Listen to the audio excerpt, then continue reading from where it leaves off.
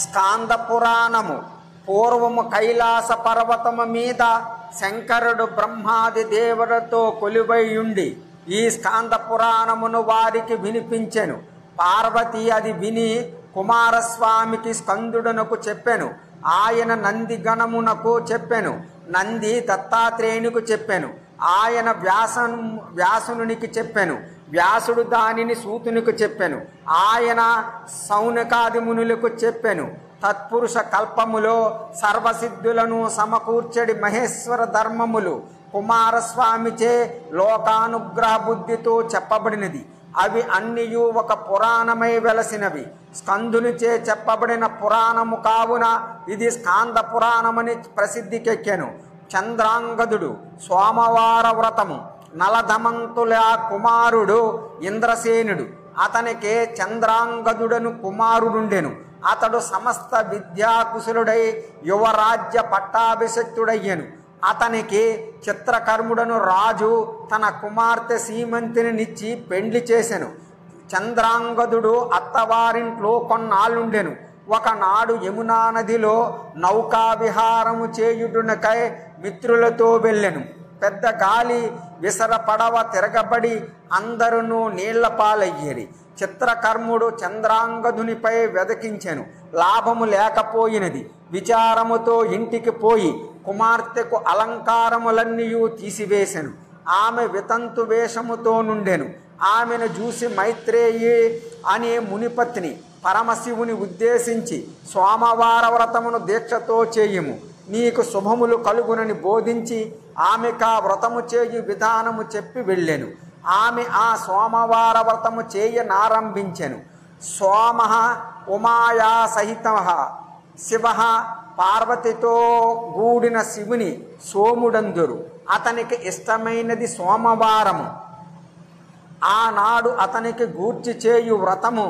చంద్రాంగదుడు నీటిలో మునిగి నాగలోకము చేరెను. ఇతనిని తెచ్చిన నాగకన్యలు తక్షకునిదుట నిలబెట్టిరి. తక్షకుడు అతన్ని చూసి, నీవెవరివి కుమారుడవు, ఎందుకీ లోకమునకు వచ్చితివి అని అడుగగా, రాజకుమారుడు తాను నిషేధ దేశాధిపతి అయిన నలుని పౌత్రుడననియు యమునలో నౌక విహారము చేయుచు ప్రమాదవశమున నీటిలో మునిగి ఈ లోకమునకు వచ్చితిననియు తక్షకుని వంటి మహాత్ముని దర్శనము వలన ధన్యుడనైతిననియు తన కథ వినిపించెను. తక్షకుడు అతని వినయ విధేయతలకు ఆనందించి తన ఇంట కొన్నాళ్ళుండమనెను. చంద్రాంగదుడు ఇప్పటికే నా వారందరూ నన్ను చచ్చిన వారిలో లెక్క వేసియుందరు.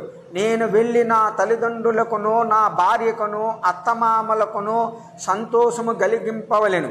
కావున త్వరలో నాకు సెలవిచ్చి నా లోకమునకు పంపుడని కోరెను. ఆయన అనేకములైన కానుకలిచ్చి అవి మోయుటకు ఒక రాక్షసుని మిత్రుడుగా ఒక నాగయువకుని తోడిచ్చి పంపెను. ఈత దంగము జరుగు లోపల భూలోకములో 3 ఏండ్లు గడిచెను. ఈలోగా ఇతని తండ్రిని శత్రువులు చెరలో పెట్టి రాజ్యం ఆక్రమించిరి. చంద్రాంగదుడు యమునా తీరమునకు వచ్చెను. అతని భార్య వితంతు వేషముతో శివాలయమునకు వచ్చెను.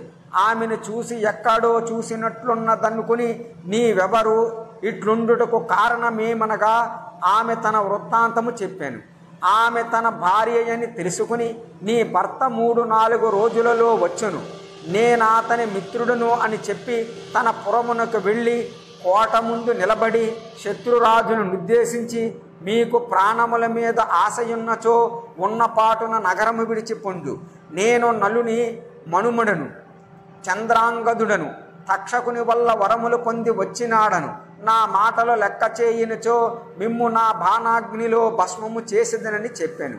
శత్రురాజు వచ్చి చూసి రాజకుమారుని ధైర్య సాహస పరక్రమాదులకు భయపడి అతని రాజ్యమును విడిచి వెళ్ళిపోయెను. చంద్రాంగదుడు తల్లిదండ్రులను చెర నుండి విడిపించి తన కథను వినిపించెను. ఇంద్రసేనుడు తన వియ్యంకునకు చంద్రాంగదుడు క్షేమముగా వచ్చినాడని వార్త పంపెను. అతడు బ్రహ్మానందము నొంది కుమార్తెతో, తల్లి, నీవు చేసిన సోమవార వ్రతము ఫలించినది, నీ భర్త తిరిగి వచ్చినాడు అని చంద్రాంగదుని తీసుకుని వచ్చి తన కూతురును మళ్ళా పెండి కూతురును చేసి చంద్రాంగదునికిచ్చి మహావైభవోపేతముతో పెండ్లి చేసెను. అతడు సీమంతినితో కలిసి సోమవార వ్రతము నియమముగా చేయుచు 10,000 ఏండ్లు రాజ్యపాలన చేసి శంకరుని అనుగ్రహమును పొందెను. సోమవార వ్రత మహిమ. విదర్భదేశములో వేదమిత్రుడు సారస్వతుడు అని బ్రాహ్మణులిద్దరుండిరి. వారు ప్రాణమిత్రులు. వేదమిత్రుని కొడుకు సుమేధుడు, సారస్వతుని కొడుకు సామవంతుడు. వీరిద్దరూ కూడా మిత్రులై ఒకే గురువు దగ్గర సమస్త విద్యలను అభ్యసించి పండితులైరి. వారికి వివాహయోగ్యమైన వయసు వచ్చెను. వేదమిత్ర సారస్వతులు ధనవంతులు కారు. అందుచేత కొడుకులతో మీ పాండిత్యములతో ఈ దేశపు రాజును మెప్పించి ధనము సంపాదించుకుని రండు అని పంపిరి. వారు వెళ్ళి రాజదర్శనము చేసి తమ పాండిత్య ప్రకర్షణను ప్రదర్శించిరి. ఆ రాజు నీకేమి కావాలని అడిగెను. వివాహము చేసుకొని సంసారము గడుపుకొనవలెను గాన మా విద్వత్తును మెచ్చుకున్నచో తగిన బహుమానం ఇప్పింపుడని వారడిగిరి. రాజునకు రాకూడని ఒక కొంటె ఆలోచన వచ్చెను. మీలో ఒకరు ఆడువేషము వేసి మీరు భార్యభర్తల వలె నటించుచు నిషధరాజైన చంద్రాంగదుని యొద్దకు వెళ్ళుడు. ఆయన భార్య సీమంతిని మహాశివ భక్తురాలు. సోమవారము నాడు వ్రతము చేయుచు దంపతి పూజ చేసి అపరిమితమైన ధనములను కానుకగా నిచ్చును. వెళ్ళి తెచ్చుకునుడు. మీ దారిద్రము తీరిపోవుననిను. వారు కపట కృత్యమునకు భయపడుచుండగా ఇది రాజాజ్ఞ, తప్పక పాలింపవలసినదే పొండు అని అంతఃపుర పరిచారికలను పిలిచి సామంతునికి ఆడవేషము వేయించి పంపెను. వారు సంకోచించుచునే చంద్రాంగదుని భార్య చేయు వ్రతమునకు దంపతులుగా వెళ్ళిరి. ఆమె వీరిని చూసి నిజము గ్రహించి నవ్వుకుని పీఠముపై కూర్చుండబెట్టి పార్వతీ పరమేశ్వరులుగా భావన చేసి సమస్తోపచారములతో యథావిధిగా పూజించెను. షడ్రసోపేతమైన విందు చేసి అపారమైన ధనములను దక్షిణగా ఇచ్చి సాగనంపెను. వారి తిరిగి వచ్చుచుండగా దారిలో సామవంతుడు సుమేధునితో ప్రణయ సంభాషణ మొదలుపెట్టెను. సుమేధుడు, ఏమిరా నిజముగా ఆడుదాని వలె మాట్లాడుచున్నావేమి, నీవు మగాడవు అని గుర్తించుకుని మసులుకో అనగా సామంతుడు, నేను ఇప్పుడు మగవాడను గాను స్త్రీని అయిపోతిని, నీవు నాకు నచ్చినావు, నాతో విహరింపుమనిను. సుమేధుడు ఆశ్చర్యపడి ఆమెను నిశితముగా చూసెను. సామవంతుడు నిజముగా స్త్రీ అయ్యెను. సుమేధుడు, నీవు నిజముగా స్త్రీవైనచో నీ తండ్రి నాకు నిచ్చినచో మనము దంపతుల మగుదుము, పోవుదుము రమ్మని ఇంటికి తెచ్చెను. విషయము తెలిసి వేదమిత్ర సారస్వతులు ఆశ్చర్యపడేది. సారస్వతుడు తన ఏకైక కుమారుడు స్త్రీ అయినందుకు విచారించుచు రాజు వద్దకు పోయి, నీ దూర్తత్వము వలన నా కొడుకు స్త్రీగా మారినాడు, నాకు వంశాభివృద్ధి చేయు కుమారుని నీవిట్లు చేసినావు, రాజులకిట్టి పరాచకములు తగునా అని పలికెను. రాజు అతడు నిజముగా స్త్రీగా మారినని తెలుసుకుని సోమవార వ్రత మహత్యమును గ్రహింపలేక తాను చేసిన శివాపరాధమునకు పశ్చాత్తపము నొంది వీరందరితో కలిసి దేవి ఆలయమునకు వెళ్ళి నియమములతో నిరాహారుడై 3 దినములు జగన్మాతను ఆరాధించెను. దేవి ప్రత్యక్షము కాగా రాజు ఆమెకు సాష్టాంగ ప్రణామము చేసి తన అపరాధమును మన్నింపమని ప్రార్థించి, తల్లి, ఈ స్త్రీగా మారిన యువకునికి మరలా పురుషునిగా చేయుమని అడిగెను. ఆ తల్లి, రాజా, నా భక్తురాలి భావనను మార్చు శక్తి నాకు లేదు, ఈమె సుమేధునికి భార్య అగును, సారస్వతునికి వంశోద్ధారకుడైన కుమారుడు కలుగును అని వరములిచ్చెను. జగన్మాత చెప్పినట్లు సామవతిని సుమేధునికిచ్చి సారస్వతుడు పెండ్లి చేసెను. అతనికి తరువాత ఒక కొడుకు పుట్టెను. వారు పరమ సంతోషభరితులయ్యేరు. భద్రాయువు చరిత్ర. పూర్వ మవంతి దేశములో ఒక బ్రాహ్మణుడుండెను. అతడు కులధర్మమును విడిచి వేశ్యాలోలుడై ఉండెను. ఒకనాడా వేశ్య ఇంటికి వృషభుడును శివయోగి వచ్చాను. వేశ్యయు బ్రాహ్మణుడును ఆయనకు పరమభక్తితో సేవలు చేసి పిండి వంటలతో భోజనము పెట్టి పరిచర్యలు చేసిరి. ఆయన వారిని దీవించి వెళ్ళిపోయెను. కాలాంతరమున బ్రాహ్మణుడు మరణించి దశార్ణ దేశరాజు భార్య కడుపున పుట్టెను. ఆమె సవతులు ఆమెకు విషము పెట్టేరు, కానీ ఆమె చావలేదు. నెలలు నిండగానే ఆమె కొడుకును గనిను. విషప్రభావముచే ఆ తల్లి కొడుకుల దేహముల నుండి వ్రణములు పుట్టి పెద్దవయ్యెను. రాజు ఎన్నో చికిత్సలు చేయించెను, కానీ తగ్గలేదు. రాజు విసిగిపోయి తల్లి కొడుకులను అడవిలో విడిచి పెట్టించాను. ఆ సమీప నగరములో సంపన్నుడైన పద్మాకరుడను వైశ్యుడు ఉండెను.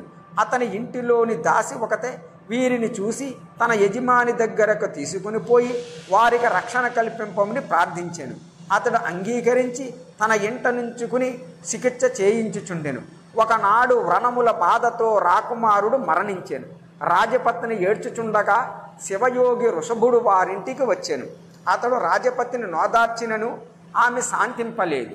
అప్పుడు ఆ యోగి భస్మము నా బాలునిపై చల్లి బ్రతికించాను. తరువాత భస్మమంటిన చేతితో ఆ మాతాపుత్రుల శరీరములను తాకెను. వారు వ్రణములు పోయి ఆరోగ్యవంతులయ్యిరి. పద్మాకరునికి ఒక కుమారుడు కలిగెను. అతడును రాకుమారుడును ప్రాణ స్నేహితులై మెలగుచు గురువుల వద్ద తమ తమ కులములకు తగిన విద్యలు శ్రద్ధాభక్తులతో అభ్యసించిరి. ఒకనాడు ఋషుభుడా రాకుమారుని యొద్దకు వచ్చాను. అతడు చదివిన చదువులను పరీక్షించి తెలుసుకుని, నాయనా, నీకు శివారాధనము చేయు విధానమును శివకవచమును బోధించెదను. వానితో శంకరుని ఆరాధింపము, నీకు సర్వత్రా జయము కలుగును అని ధనుర్బాణములను ఖడ్గమును ఇచ్చెను. భద్రాయువు నియమనిష్టలతో పరమేశ్వరుని ఆరాధించెను. శివానుగ్రహము వలన అపూర్వ శక్తులు లభించెను. ఇంతలో దశార్ణ దేశ రాజైన వజ్రబాహునిపై మాగధులు దండెత్తి ఓడించి బంధించి రాజ్యమును ఆక్రమించిరి. ఆ సంగతి తెలుసుకుని భద్రాయువు పద్మాకరుని అనుమతి తీసుకుని వెళ్ళి ఏకాంగ వీరుడై మాగధులను రణమునకు పిలిచి తన పరాక్రమముతో విజృంభించెను. శివకవచ ప్రభావం వలన శత్రువులు ప్రయోగించిన అస్త్రశస్త్రములు ఇతని శరీరమును తాకి విఫలమయ్యెను. ఇతడు వారినందరూ సంహరించి శత్రురాజును బంధించి సింహాసనమును ఆక్రమించెను. వెంటనే చెరసాలలోనున్న తల్లిదండ్రులను విడిపించి ఆ సింహాసనముపై తండ్రిని కూర్చోండబెట్టెను. వజ్రబాహుడు, నాయనా, నీవెవరవో నాకు తెలియదు, కానీ నాకు చేసిన మహోపకారమునకు నేనును నా రాజ్యములోని ప్రజలను రుణపడి ఉన్నాము అని పలుకుచుండగా శివయోగి అచ్చటకు వచ్చి, రాజా, రోగగ్రస్తులని పూర్వము నీ వడిలో విడిచినావే, నీ భార్య పుత్రులను, ఆ పుత్రుడే ఇతడు. నీ భార్య ఉత్తముడైన పద్మాకరుని రక్షణలో ఉన్నది అని చెప్పగా రాజు మహానందముతో కొడుకును కౌగులించుకును. రాణిని కూడా పిలిపించి వారితో సుఖముగా ఉండెను. చంద్రాంగదుడను రాజు భద్రాయువు గుణగణములను వినియుండెను. శివయోగి చంద్రాంగదునితో, నీ కుమార్తె కీర్తిమాలినికి యోగ్యుడైన వరుడతడే, కావున అతనికిచ్చి వివాహము చేయుము అని చెప్పాను. పూర్వజన్మలో వేసయ్యుండి కూడా శివయోగిని సేవించిన పుణ్యము వలన చంద్రాంగదుని కామె కుమార్తెగా పుట్టెను. ఆ సంగతి తెలిసియే శివయోగి వారిద్దరికని పెండ్లి జరిపించెను. భద్రాయువు రాజ్యమునకు వచ్చెను.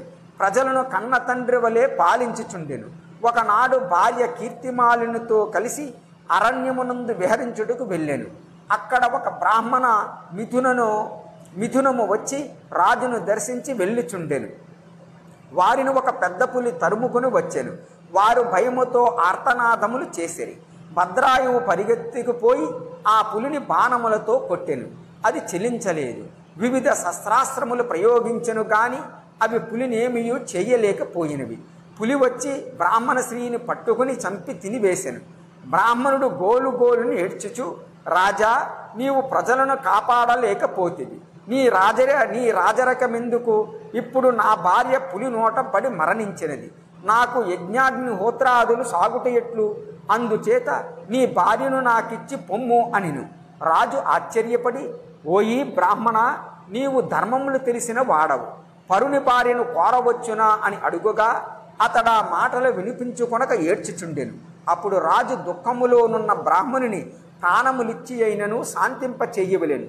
ఈయన నా భార్యను అడుగుచున్నాడు, ఇచ్చి ఇతని దుఃఖమును పోగొట్టేదును అని నిశ్చయించుకుని, ఓ భూషురా, ఇదిగో నీవు కోరినట్లే నా భార్యను నీకు దానమిచ్చుచున్నాను, గ్రహింపమని దానదారనతని చేతిలో విడిచెను.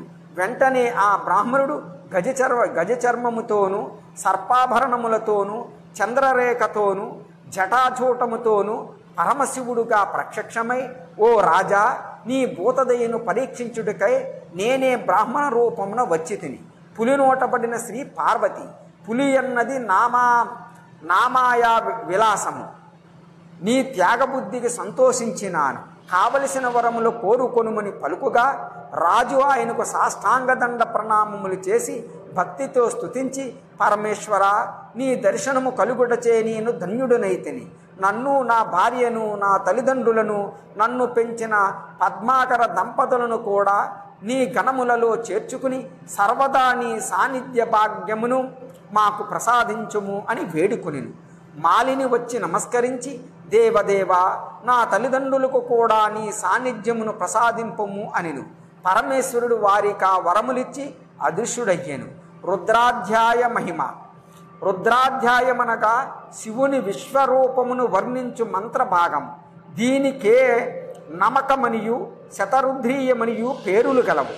సంప్రదాయ యజ్ఞములు నమకము, చమకము, పురుష సూక్తము మున్నగు మంత్రాలతో శివునికి ఒకసారి కానీ, 3 సార్లు కానీ, 5 సార్లు కానీ, 7 సార్లు కానీ, 9 సార్లు కానీ, 11 సార్లు కానీ అభిషేకము చేయుదురు. ఈ నమకమును బ్రహ్మ తన దక్షిణ ముఖము నుండి యజుర్వేదముతో సహా ఉచ్చరించెను. ఇది సకలోపనిషత్తులను సారభూతమైనది. మరీచి మున్నగ మహర్షులందరూ దీని అధ్యయనము చేసినారు. ఏస ఏవ వరో మంత్రః ఏస ఏవ పరం తపః రుద్రాధ్యాయ జపః పుంసాం పరం కైవల్య సాధనం. ఈ రుద్రాధ్యాయము సర్వోత్తమమైన మంత్రము. ఇది ఏ గొప్ప తపము. ఇది జపించుట కేవల ముక్తి సాధనము. కామ క్రోధ లోభాది సద్వర్గములను నాశనమునర్చి కైవల్యమును ప్రసాదించెను. నమక పారాయణమును రుద్రాభిషేకమును చేయు వారి జోలికి మేము పోలేమని యమభటులు యమునితో విన్నవించుకునిరి. రుద్రాభిషేకము చేయు వారికి అన్న వస్త్రములకును ఐశ్వర్యములకును లోపము ఎప్పుడునూ కలుగదు. సర్వత్రా విజయము లభించెను, ఆయువు ఆరోగ్యము లభించెను. రుద్రాధ్యాయి వసేద్యత్ర గ్రామే వా నగరేపి వా నత్రాక్షుత్పిపాసాధ్యా దుర్భిక్ష వ్యాధయోపి చ. ఒక్క రుద్రపారాయణ పరుడు గ్రామమున గాని నగరమున గాని నివసించినచో అక్కడ ఆకలి దప్పులు గాని కరువు కాటకములు గాని వ్యాధులు గాని ఉండవు. ఆకలి దప్పులుండవు అనగా అన్నోదకములకు లోపము కలుగుదని అర్థము. వింధ్య పర్వతము అగస్థుడు. ఒకప్పుడు నారదుడు ఓంకార క్షేత్రమును దర్శించి మార్గవశమున వింధ్య పర్వతము దగ్గరకు వచ్చాను. నారదును చూసి వింధ్యము మానవ రూపముతో ఎదురొచ్చి స్వాగతము పలికి తన నివాసమునకు కొనిపోయి దధి, మధు, ఆజ్య, నేర, ఆర్ధాక్షత, దూర్వ, కుశ, ప్రసూనములతో అష్టార్ఘ్యములొసంగి పూజించెను. విశ్రాంతి తీసుకునుచున్న నారదునికి పాదములొత్తుచు, మీరు వచ్చుడచే నా ఇల్లు పవిత్రమైనది, కుల పర్వతములలో మాన్యుడనైతిని. మీరన్యదా భావించినచో ఒక మాట చెప్పేదను. మీరు ప్రముఖ పర్వతాలకు భూమిని ధరించు సామర్థ్యమున్నదని పెద్దలందరూ. నేనును భూమిని భరించుచున్నాను. పార్వతీ జననము చేతను శివునికి మాయయగుట చేతను హిమవంతుడు పర్వతాలకు రాజైనాడు. సరియే, మరి బంగారముతోనూ రత్నములతోనూ నిండి ఉన్నంత మాత్రమున మేరు పర్వతము గొప్పదగునా? ఉదయ పర్వతమును చూతమా మందేహ రాక్షసులతో నిండిపోయినది. అస్తపర్వతము కాంతిహీనమైనది. మందరము సముద్రములో తిరిగి గ్రుడ్డిదైనది. మలయము సర్పములతో నిండినది. రైవతకము నేతి బీరకాయ వలె నుండి ధనములియ్య జాలదు. మిగిలిన పర్వతాలకు భూమిని భరించు సామర్థ్యము లేదు. మరి నాకేమి తక్కువ అని పలుకుగా వింధ్యుని గర్వమును గ్రహించిన నారదుడు ఇతడు శ్రీ శైలాదులను గమనించినట్లు లేదు అనుకుని అప్పటికి తగిన మాటలాడి వెళ్ళిపోయెను. వింధ్యునికి తాను తక్కువ వాడనను భావము కలిగి తన ఆధిక్యమును నిరూపించుకొనవలెనను తపన కలిగెను. సూర్యచంద్రులు మేరువునకు ప్రదక్షిణము చేయుదురు. వారు నా చుట్టూ తిరిగినట్లు చేసేదనని మహోన్నతముగా పెరిగిపోయెను. సూర్యుడు ఉదయించెను, కానీ రథము ముందునకు సాగలేదు. వింధ్యము అడ్డుగా నిలిచెను. నక్షత్ర గ్రహ సంచారము లాగిపోయినవి. ఆహోరాత్రముల భేదము తెలియలేదు. మునుల స్నాన సంధ్యాది కృత్యములు స్తంభించిపోయినవి. బ్రహ్మాది దేవతల యొద్దకు పోయి మునులు మొరపెట్టుకునిరి. వారందరూ ఆలోచించి మహాతపస్సాలి అయిన అగస్త్యుడు తప్ప మరొకరు దీనికి పరిష్కారము చెప్పలేనని నిర్ణయించి అందరూ కలిసి కాశీపురములో లోపాముద్రతో నివసించుచున్న అగస్త్యుని యొద్దకు వెళ్ళిరి. ఆయన బ్రహ్మాది దేవతలను చూసి పరమాశ్చర్యము నొంది వారికి తగిన మర్యాదలు చేసి, మీరందరూ నన్ను ధన్యుని చేయుటకే వచ్చినారని భావించెదను. బ్రహ్మదేవుడు ముందునకు వచ్చి, మునీంద్ర, ఒక లోకోపకారము నీ వలన కావలసి ఉన్నది. నీవు సామాన్యుడువు కావు. గర్వాంధుడైన నహుసిని శపించి దేవలోకమును కాపాడినావు. సముద్రాల నీటిని త్రాగి కాలకేయాది రాక్షసులను జంపుడుకు తోడ్పడినావు. ఈ లోపాముద్ర రాజకుమార్తె అయినను గనకకెక్కిన మహాపతివ్రత అని పొగడచుండగా విషయమేమో సెలవిండని అగస్త్యుడనెను. అంతట బ్రహ్మ చూచితివి కదా, లోకములకు కలిగిన ప్రళయము సూర్యోదయము కాలేదు. సర్వలోకములను చేకాకు పట్టుచున్నవి. సూర్యచంద్రాదుల గమనములకు వింధ్యుడు అడ్డు వచ్చినది. నీవే వాని గర్వము ననచగల సమర్థుడవు. ఇది లోకక్షేమంకరమైన కార్యముని పలుకుగా అగస్త్యుడు సరియేయని అంగీకరించెను. కానీ కాశీని విడిచి వెళ్ళవలసి వచ్చుచున్నదని చాలా విచారించెను. గంగలో స్నానమాడి గంగకను విశ్వేశ్వరుని సేవించి అతనికిని విశాలాక్షికిని కాలభైరవుడుకును ఢుండి విఘ్నేశ్వరునికును బిందు మాధవునకును ఇతర దేవతలకును వీడుకోలు పలికి అగస్త్యుడు విచారముతో కాశీని విడిచెను. వింధ్య పర్వత సమీపమునకు వెళ్ళగానే అతడు మానుష రూపముతో ఆయనకు స్వాగతము పలికెను. మీరిట్లు వచ్చుడుకు కారణమేమి అని అడిగెను. మునీంద్రుడు, నేను దక్షిణ దేశ యాత్ర చేయుటకై బయలుదేరినాను. నీ మర్యాదకు సంతోషము. కానీ ఈమె రాజకుమార్తె. నీకు తెలియను కదా, ఇప్పటికే ప్రయాణము చేసి అలసిపోయినది. నీవింత ఎత్తు ఎదిగినందుకు ఆనందమే కాని మాకు ముందునకు పోవుటకు దారేది. నీవు కొంచెము తగ్గి ఆయనకు నమస్కరించి తాను పూర్వలే తగ్గి దారి ఇచ్చెను.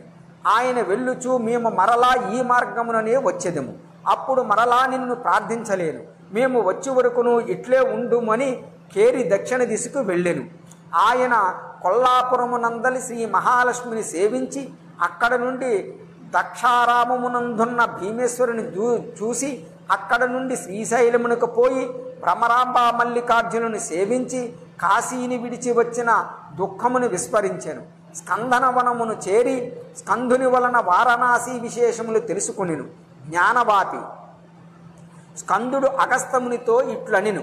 జ్ఞానవాపి, వృత్తాంతమును చెప్పెదను వినుము. ఒకప్పుడు భూలోకమునందు అనావృష్టి కలిగి ప్రాణులకు గొంతు తడుపుకొనుటకు కూడా నీరు దొరకక అల్లాడిపోయిరి. చెరువులెండిపోయెను. నదులలో నీళ్లు నామమాత్రమయ్యెను. అటువంటి సమయములో ఈశానుడను ఒక మునియో కావచ్చును జటాదారి ఆనందకాననమని చెప్పబడు కాశీక్షేత్రమునకు వచ్చెను. అక్కడ ఆయన విశ్వేశ్వరలింగమును చూసి అభిషేకము చేయవలని సంకల్పించెను. కానీ ఎక్కడనూ నీళ్లు దొరకలేదు. అప్పుడు ఈశానుడు తన చేతిలోని త్రిశూలముతో ఆలయమునకు దక్షిణము వైపున త్రవ్వెను. ఆ కుండము నుండి ప్రచండ వేగముతో జలము పై కుబికి వచ్చెను. దానితో కాశీనగరమంతయు జల సంపూర్ణమయ్యెను. ఆ జలముతో ఈశానుడు విశ్వేశ్వరునికి తనివి తీరా అభిషేకము చేసెను. దానితో విశ్వేశ్వరుడు సంతుష్టుడై ఈశానునితో ఇట్లనెను. నీవు చేసిన ఈ అభిషేకమునకు చాలా సంతుష్టుడనైతిని. వరమిచ్చెదను, కోరుకొమ్మని అనెను. ఈశానుడు, స్వామి, నాకు నీవు వరమియ్యదలిచినచో ఈ తీర్థము నీ పేరు మీదగా ప్రసిద్ధికెక్కినట్లు వరమిమ్ము అని ప్రార్థించెను. విశ్వనాథుడు త్రిలోకములోనున్న తీర్థముల కంటే ఈ తీర్థము శ్రేష్టమై ఉండెను. ఇది శివతీర్థమని ప్రసిద్ధనందును. శబ్దార్థవేత్తలు శివ మనగాజ్ఞానమని చెప్పుదురు. ఇది ఇక్కడ ద్రవరూపముగా వెలసినది కాన జ్ఞానతీర్థమని చెప్పబడును. అది గలవాసి జ్ఞానవాపి. ఈ తీర్థమును స్పృశించినను ఆచమనము చేసినను అశ్వమేధ ఫలము లభించెను. ఏకాదశి నాడు ఉపవాసము చేసి ఈ తీర్థమును 3 సార్లు పుచ్చుకుని ఆచమించినతో అతని హృదయములో శివుడు జ్ఞానదీపమై ప్రకాశించెను. ఇది సర్వరోగములను హరించెను. ఇక్కడ పిండ ప్రదానము చేసినచో పితృదేవతలు తరించెదరు. ఈ తీర్థముతో విశ్వేశ్వరుడనైన నన్ను అభిషేకించినచో సర్వతీర్థములతో అభిషేకించిన ఫలము కలుగును. ఈ తీర్థమును భక్తితో సేవించిన వారికి జ్ఞానోపదేశము చేయుదునని చెప్పగా ఈశానుడు పరమ సంతోషమును పొందెను. అష్టవిధ వివాహములు. మానవలోకములో వివాహములు 8 విధములుగా నుండును. 1 బ్రాహ్మము, 2 దైవము, 3 ఆర్షము, 4 ప్రాజాపత్యము, 5 ఆసురము, 6 గాంధర్వము, 7 రాక్షసము, 8 పైశాచము. 1 బ్రాహ్మము యోగ్యుడైన వరుణుని పిలిచి అలంకరించిన కన్యను ఇచ్చి చేయు వివాహము బ్రాహ్మము. ఈ దంపతులకు పుట్టిన కొడుకు 20 తరముల వారిని తరింపచేయును. ఇది సాధారణముగా ఇండ్లలో జరుగునది. 2 దైవము యజ్ఞమునందు ఋత్విజుడుగా వచ్చిన బ్రాహ్మణునికి కన్యనిచ్చి చేయు వివాహము దైవము. వీరికి పుట్టిన కుమారుడు 14 తరముల వారిని పవిత్రులను చేయను. 3 ఆర్షము వరుని యొద్ద నుండి 2 గోవులను కన్యాశుల్కముగా గ్రహించి కుమార్తెనిచ్చి చేయు వివాహము ఆర్షము. వీరి కుమారుడు 6 తరముల వారిని పవిత్రులను చేయను. 4 ప్రాజాపత్యము మీరిద్దరును దంపతులై గృహస్థ ధర్మమును నిర్వర్తింపుడని వధూవరులను దీవించి చేసిన వివాహము ప్రాజాపత్యము.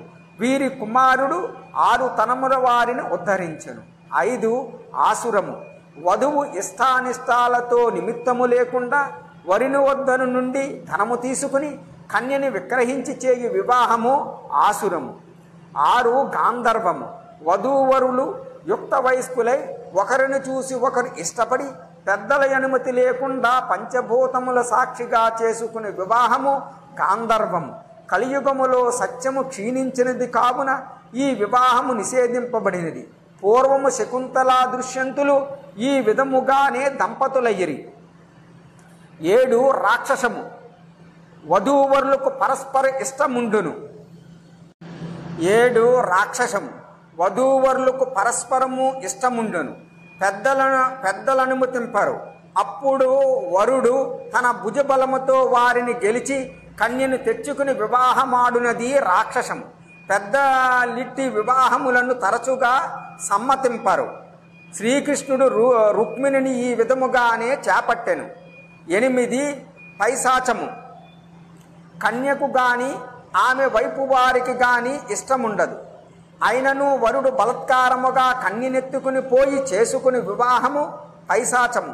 దీనిని పెద్దలందరూ గ్రహించరు. ఈ పై 8 వివాహములలో మొదట 4 బ్రాహ్మణులకు యోగ్యమైనవి.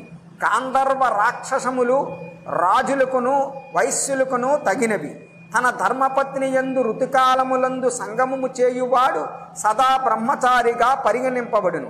పగటకాలములందును తల్లిదండ్రుల శ్రాద్ధ దినములందును సర్వ పర్వముల యందులను స్త్రీ సంగమము చేయరాదు. చేసినచో ధర్మము నుండి పతితుడగును. దాని వలన అతోగతులు కలుగును. కన్యలను నమ్ముకుని ఆ ధనముతో జీవించువాడు 1 కల్ప పర్యంతము నరకములో నుండి పురుగులను ఆహారముగా తినుచుండును. వాడే కాక వాని పూర్వులను కూడా నరకములో పడవేయును. తన భర్తతో సంతుష్టి పడిన పతివ్రతయును తన ధర్మపత్నితో సంతుష్టి నొందెడు భర్తయును ఏ గృహమందుండునో అతడు శ్రీ మహాలక్ష్మి నారాయణునితో సహా నివసించు శుభములు కలుగు చేయును. గృహస్థులకు నిత్యము పంచసోనములతో 5 విధములైన జీవులు వజ్రస్థానములు పనియుండును. అవి ఖండన్సిరోలు, వేసన్సి తిరుగలి లేదా సన్నికళ్ళు, చుల్సి పొయ్యి, ఉదకుంభహస్స నీడి కడవ, మార్జన్సి చీపురు కట్ట. ఈ 5 గృహస్థులు వాడక తప్పదు. వాడినప్పుడు వారికి తెలియకుండా కొంత జీవహింస జరగవచ్చును. ఈ పాపమును పోగొట్టుకునుటకే వెనుక చెప్పిన పంచమహాయజ్ఞములను గృహస్థులు చేయుచుండవలెను. వానితో పాప పరిహారమగును. కొన్ని సాధారణ ధర్మములు: అశ్వత్థ వృక్షమును గాని, రచ్చబండ మీద చెట్టు గాని, గురువు గాని, నీటి కడవ గాని, అన్నరాశి గాని, పెరుగు పాల కడవలు గాని కనబడినప్పుడు వానికి ప్రదక్షిణము చేయవలెను. భార్యతో సహపంక్తి భుజింపరాదు. భోజనము చేయుచున్న స్త్రీని చూడరాదు. ఒక్క వస్త్రము ధరించి భుజింపరాదు. అగ్నిని నోటితో ఊదకూడదు. నిద్రపోవుచున్న వారిని లేపకూడదు. సంధ్యాకాలములందు ఏ పదార్థమును తినకూడదు. సంధ్యాకాలములందు పండుకుని నిద్రింపకూడదు. నిలుచియుండి మలమూత్ర విసర్జనము చేయకూడదు. నీటిలో మలమూత్రములు విడవరాదు. ఒంటరిగా ప్రయాణము చేయరాదు. ఇతరులు కట్టి విడిచిన బట్టలు ధరింపరాదు. చెప్పులు కూడా ఒకరివి తొడగరాదు. ఇతరుల ఎంగిలి తినకూడదు. రాత్రిపూట పెరుగుతో అన్నము తినరాదు. శూద్రాదులకు వేదమంత్రములు వినిపించరాదు. వినిపించిన బ్రాహ్మణుడును వినిన శూద్రుడును ధర్మపస్తులై పాపము నొందెదరు. చిరకాలము జీవించగోరువాడు గోవు మీద స్వారీ చేయకూడదు. ప్రేతధూమము వల్లకాటి పొగ నాగ్రానించరాదు. ఉదయ సూర్యుని ఎండలో కూర్చుండరాదు. సత్యము చెప్పవలెను. అది కూడా ప్రియమైనప్పుడే చెప్పవలెను. అనగా ప్రియముగానున్న మాట చెప్పవలెను. ప్రియముగా నుండును గదా అని అసత్యము చెప్పరాదు. ఓ అగస్త్యముని, ఇది సనాతనమైన ధర్మము.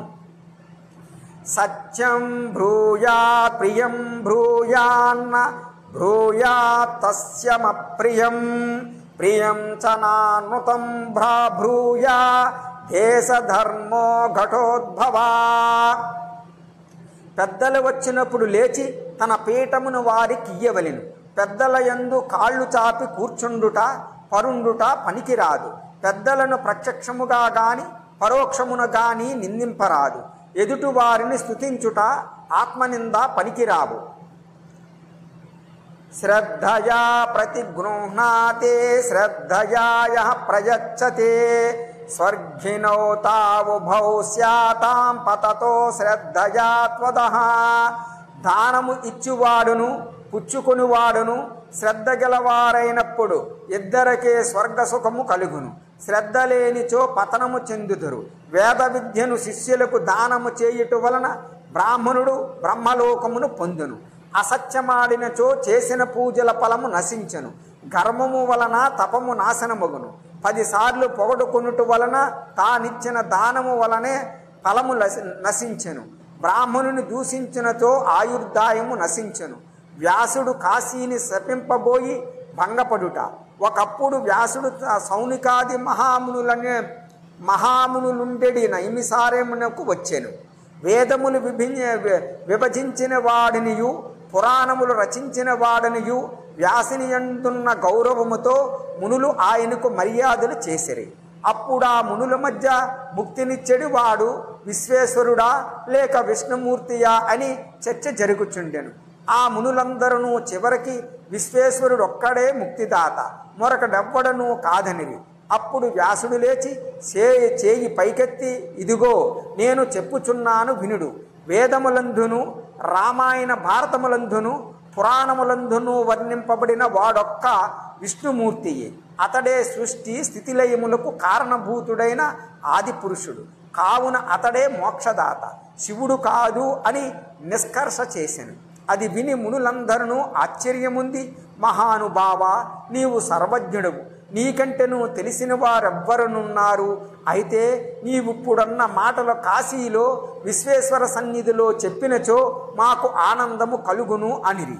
వ్యాసుడు అంగీకరించి తన 10,000 మంది శిష్యులతోనూ మునులతోనూ కాశీకి వెళ్ళాను. అక్కడ పంచనదనమున స్నానము చేసి బిందు మాధవుని భక్తితో సేవించి సహస్రశీర్ష పురుష పురుహూత సుఖప్రధా యద్భూతం యచ్చ భావ్యం వై తత్రైక పురుషో భవాన్ అనుచు స్తోత్రములు చేసెను. తరువాత నృత్యగీత వాద్యములతో మాధవుని సేవించెను. ఆ పిమ్మట మాధవుడొక్కడే మోక్షదాతయని చేయెత్తి చాటెను. అతని చేయి ఎత్తినట్లే స్తంభించిపోయాను. మాటలు కూడా స్తంభించిపోయాను.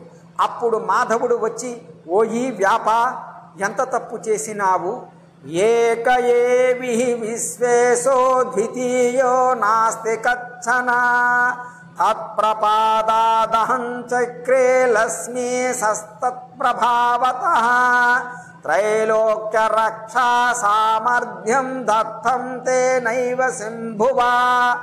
ఈ విశ్వమునకు ఈశ్వరుడు ఈ విశ్వమునకు ఈశ్వరుడతో ఒక్కడే, వేరొకడు లేడు. ఆయన దయ వల్లనే నేను చక్రినైనాను, లక్ష్మీషుడునైనాను. త్రైలోక్యమును రక్షించు సామర్థ్యము అతని వలననే నాకు కలిగినది. నీవు శుభమును కోరినచో శంకరుని స్తుతింపుము అనగా వ్యాసుడు తన కంఠమును తాకుమని సన్న చేసెను. విష్ణువు అట్లు చేయగా నంది వలన స్తంభించిన వాక్కును అంగములను తిరిగి స్వాధీనములోకి వచ్చెను. అప్పుడు వ్యాసుడు శ్రీ మహాదేవుని పరిపరి విధములా స్తుతించెను. వ్యాసకృత శివాష్టకము పుణ్యప్రదము, శివ సాన్నిధ్య కారణము. కాశీఖండే 95వ అధ్యాయ. తరువాత వ్యాసుడు లింగే స్వేకోహి విశ్వేశ స్థిర్ధేసు మణికర్ణికా అని చాటుచు నిత్యము స్నానము చేసి ముక్తి మండపములో కూర్చుండి శిష్యులకు విశ్వేశ్వని దివ్య మహిములను వేద పాఠములను చెప్పుచూ గడుపుచుండెను. ఒకనాడు విశ్వనాథుడు అన్నపూర్ణతో వ్యాసునికి భిక్ష దొరకకుండా చేయుమని చెప్పెను. ఆమె కాశీయందు సర్వగృహిణుల హృదయములయందును ఆవేశించి వ్యాసుడును శిష్యులను భిక్షకు వచ్చినప్పుడు ఏదో వంక చెప్పి భిక్ష పెట్టకుండా చేసెను. ఆనాడు శిష్యులతో వ్యాసుడు ఉపవాసము చేసెను. మరునాడు యథాప్రకారముగా భిక్షకు బయలుదేరెను. వ్యాసునికి గాని శిష్యులకు గాని ఏ ఇంటనూ భిక్ష దొరకలేదు. వ్యాసుడి శిష్యులతో మనకు నిన్న ఈనాడు కూడా భిక్ష దొరకకపోవుటకు హేతువు ఏమై ఉండును? మిగిలిన వారికి లభించుచున్నది కదా, మనకు మాత్రమే ఏల లభింపదు? ఎవరైనా అడ్డుపడినారా విచారించి రండని పంపగా వారు వెళ్ళి వచ్చి, గురుదేవా అందరూ క్షేమముగానే ఉన్నారు, ఎవరికి నీ దారిద్ర్యము లేదు, ఎవరనూ అడ్డుపడలేదు, అందరూ ధర్మపరాయణులే, అందరూ శ్రీ విశ్వేశ్వరాధకులే, మనకు భిక్ష లభింపనందుకు కారణము మాత్రము తెలియరాలేదు అని విన్నవించిరి.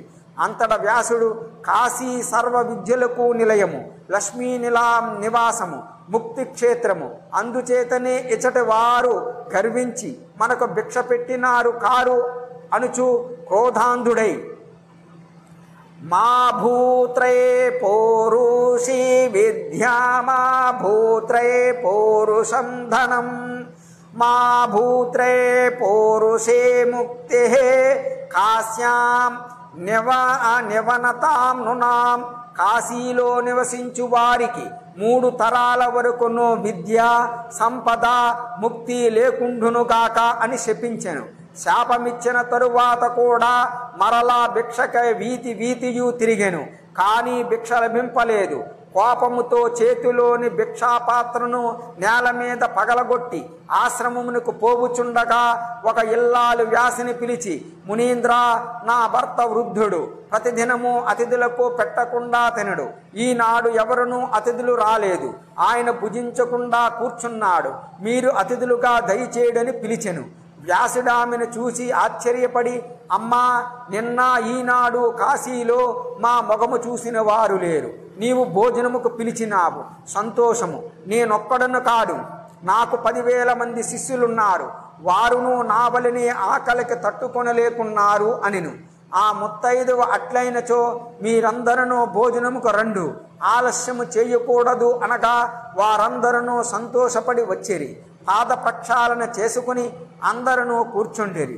వడ్డించిన పదార్థములు చూడగానే ఆ వాసనతోనే వారికి చాలా సంతృప్తి కలిగినది.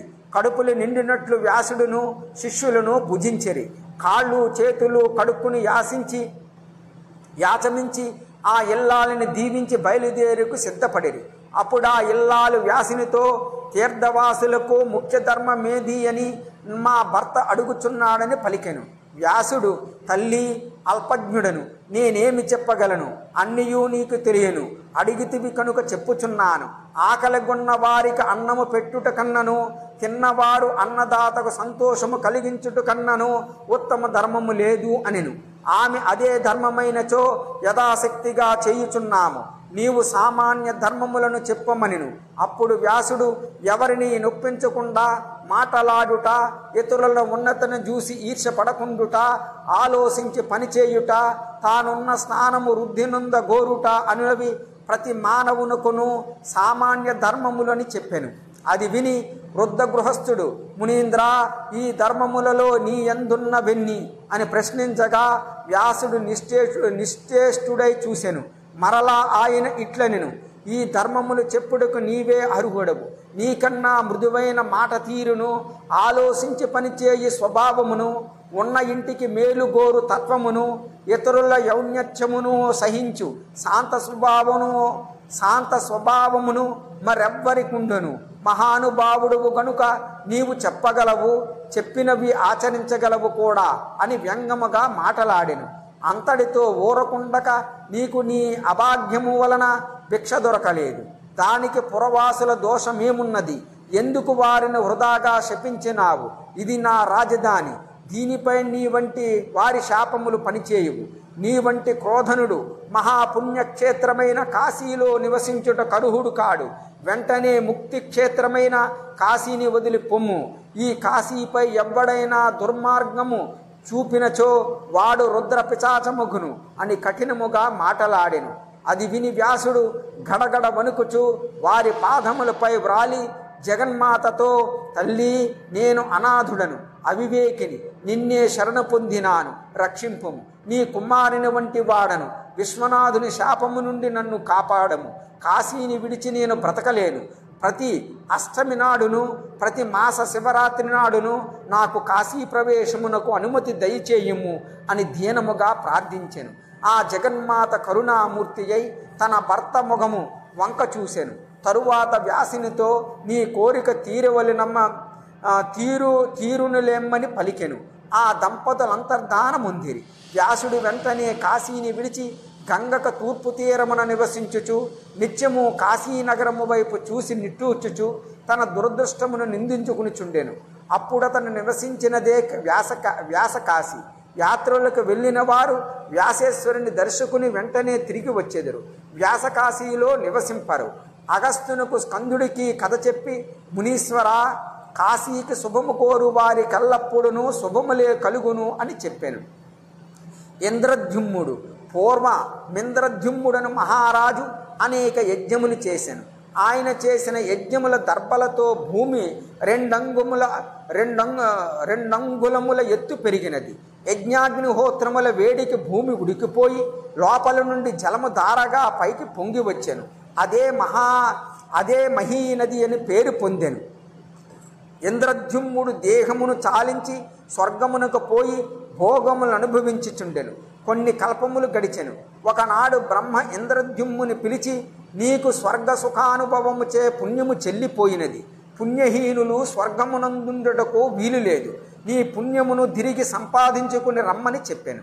అతడు, నేను పుణ్యమెట్లు సంపాదింపవలని అడుగుగా, భూలోకములో నిన్ను గూర్చి ప్రశంసించు వారున్నచో ఆ కీర్తి వలన నీవు పుణ్యమును పొందినట్లే, వెళ్ళి విచారించి రమ్మని పంపెను. పూర్వము తాను పరిపాలించిన కాంపిల్య నగరమునకు వచ్చెను. అంతయును కొత్తగా నుండెను. ఇంద్రద్యుమ్నుడునను రాజు పూర్వమీ నగరమును పాలించినాడు. అతనిని గూర్చి మీకు తెలియనా అని అందరినీ అడిగెను. వారు తెలియదు కాని సప్తకల్పముల ఆయుర్దాయము గల మార్కండేయుడు నడుగు మనిరి. ఆయుర్దాయము గల మార్కండేయ నడుగుమనిరి.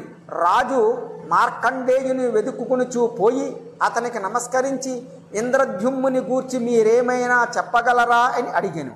ఆయన, నాకు తెలియదు కానీ నాకు మిత్రమైన ఒక బకము గలదు. అది నాకంటేను చాలా పెద్దది. అది చెప్పగలదు, రమ్మని తీసుకుని వెళ్ళాను. నాడీ జంగుడను ఆ బకము వారికి మర్యాదలు చేసి, నాకు 14 కల్పములు గుర్తున్నవి, కానీ ఇంద్రద్యుమ్నుని గూర్చి వినలేదు అనగా రాజును మార్కండేయుడును నిరుచ్చపడిరి. రాజు నేను పుణ్యహీనుడనై బ్రహ్మ దగ్గరకు వెళ్ళి మరలా అతనిచే పొమ్మనిపించుకోలేదు.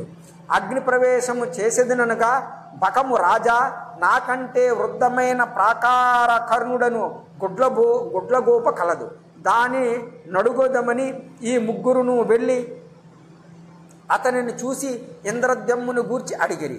ఆ గోప, మిత్రులారా, నేను పుట్టి 28 కల్పములైనది. ఆ రాజును గూర్చి వినలేదు. కానీ నాకన్నా వృద్ధమైన గ్రద్ద ఒకటి గంధమాదన పర్వతము మీద ఉన్నది. దాని నడుగుమని వారితో కూడా బయలుదేరి గ్రద్ద యొద్దకు వచ్చి ఆ రాజును గూర్చి అడిగిరి.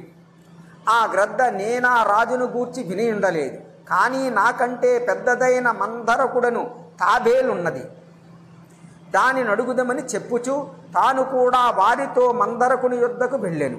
మందరకుడు వీరిలో రాజును చూసి నీటిలోనికి పారిపోవుగా వారు అతనిని పిలిచి, మిత్రులకు మర్యాద చేయకుండా పోవుచున్నావేమి అని అడుగుగా అతడు, నేనీ రాజును చూసి భయపడి పారిపోవుచున్నాను.